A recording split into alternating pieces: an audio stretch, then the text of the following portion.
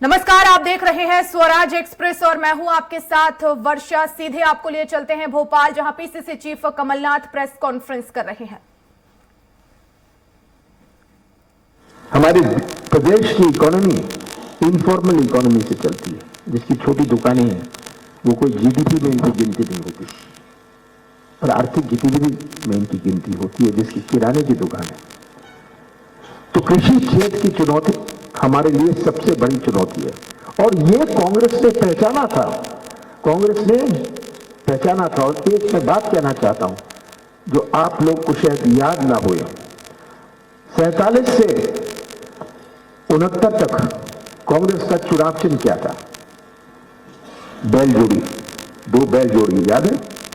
कांग्रेस का चुनाव चिन्ह था। 69 से लेकर 77 तक कांग्रेस का चुनाव चिन्ह क्या था? जो हमने चुना था। जब ये चुनाव चिन्ह 69 तक रहा, हमने इसको नहीं बदला, चुनाव आयोग ने बदला, इसको फ्रीज किया। तब हमको जब सेलेक्ट करना पड़ा, हमने क्या सेलेक्ट किया?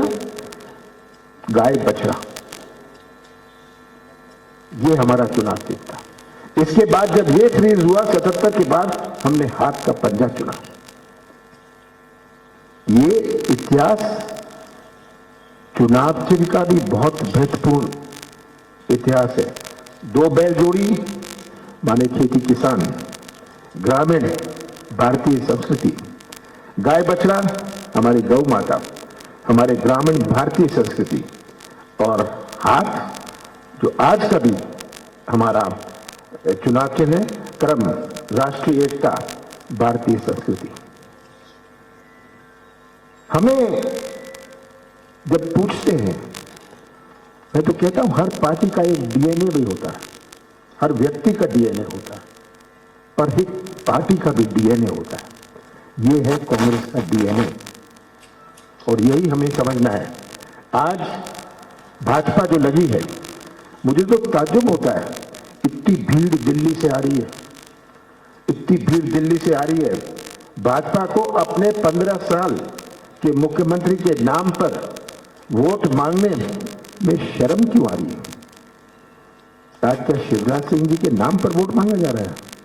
ये भाजपा सरकार के 15 साल के इतिहास में इनकी पोल खुल गई है। इसीलिए ये शिवराज सिंह जी के 18 साल के मुख्यमंत्री के नाम पर तो आपको वोट मांगनी चाहिए, पर आप शर्मा रहे हैं, इसमें आप संकोच कर रहे हैं। ये भी बात सोचने समझने वाली है।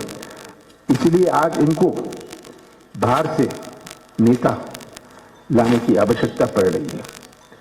भाजपा का मूल चेहरा, एक मूल चेहरा है, वो खो गया है। अब 4 नए चेहरे हैं, भाजपा के 4 नए चेहरे हैं। बनावटी भाजपा, दिखावटी भाजपा, मिलावटी भाजपा और सजावटी भाजपा, ये इनके अब चेहरा है। ये भारतीय जनता पार्टी हो गई है। तो हमें,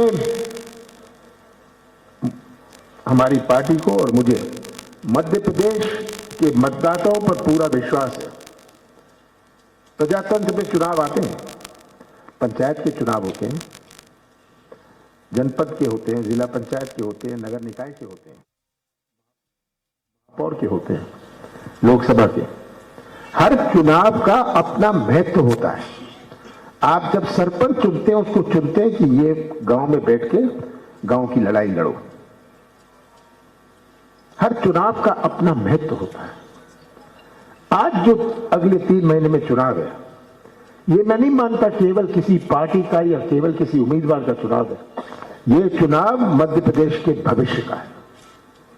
ये चुनाव मध्य प्रदेश के भविष्य को तय करेगी कि आज जिस प्रकार से एक व्यवस्था भ्रष्टाचार की बनाई है, मध्य प्रदेश का हर व्यक्ति, जिसमें आप इंक्लूडेड हैं, या तो भ्रष्टाचार के शिकार हैं या भ्रष्टाचार के गवाह है।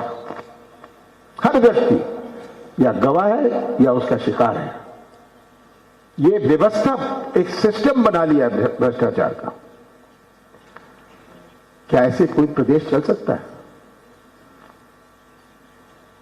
तो आज मध्य प्रदेश के भविष्य का प्रश्न है, नौजवानों के भविष्य का प्रश्न है, हमारे कृषि क्षेत्र के भविष्य का प्रश्न है। अगर हमारे कृषि क्षेत्र में क्रय शक्ति ना हुई, खरीदने की ताकत ना हुई, तो कोई अर्थव्यवस्था टिक नहीं सकती। हमें ये बात याद रखनी है। किराने की दुकान चल नहीं सकती, ये बाजार नहीं चल सकते, हमारे जिले के ब्लॉक के बाजार नहीं चल सकते।